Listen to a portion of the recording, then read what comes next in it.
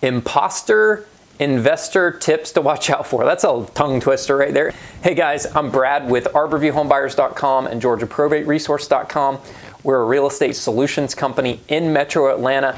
We buy houses for cash, or we can list the house for you in the traditional manner because I'm a licensed real estate agent in the state of Georgia with One Source Realty. Also, we specialize in the world of inherited and probate properties. We've been doing that for a number of years, and that is our niche that we operate in within the real estate world.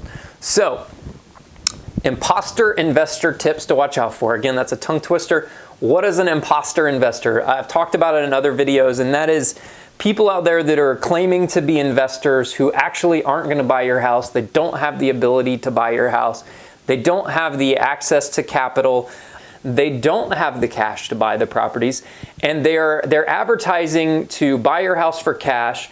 And they're saying, "Oh, well, we have money. Let me sell the house to my partners, and we have cash capital investor." Like, they make it sound super fancy, but the reality is what they're doing is they're wholesaling the property to another entity. Which there's nothing wrong with wholesaling; it's totally legal.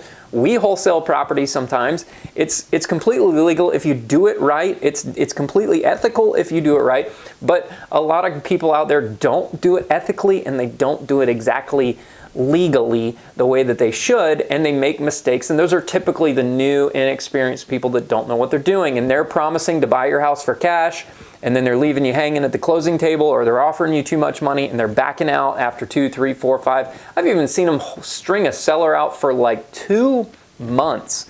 Hey, yeah, I can't close this week. If you hear them making excuses constantly, you need to sort of ask some questions. Also, pay attention to the contract.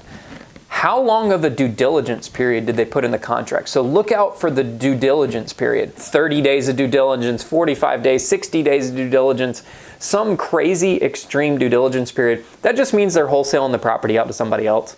Also, look for out clauses in their contract that basically says this contract is subject to partner approval or such and such approval or whatever. Those are going to be out clauses that even if they're outside of the due diligence period, if their partner decides that they're not going to buy the property, they can back out of the contract and get their money back. So look out for these out clauses in the contracts.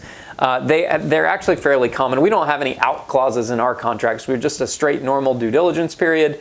The only reason we could get out of a contract is if you, the seller, had title issues and you couldn't sell us the property because you couldn't get clear title, in which case we could back out and get our money back because we're not going to be able to close the deal anyways until you fix those title issues, which it happens from time to time.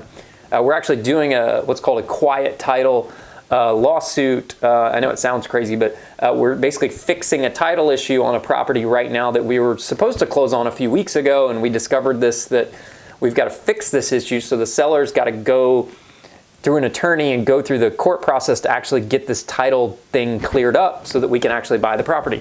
So that happens. Imposter investors, again, long due diligence period, out clauses in their contracts. Also, research them on the internet, research them on Google, research them on Better Business Bureau, research them through the Georgia Secretary of State, look up their LLCs, just do your research. It's the internet. You can find everything on the internet, right? So do some research on the owner of the company, on the LLCs. Make sure you're figuring out who they are and make sure you're doing business with a reputable company. You can read their reviews. You can do all that stuff on the internet. It's 2022. There's a lot of stuff on the internet. So those are my tips today on dealing with imposter investors. I hope that helps you sort of make a better decision and a more educated decision about how you're going to sell the house.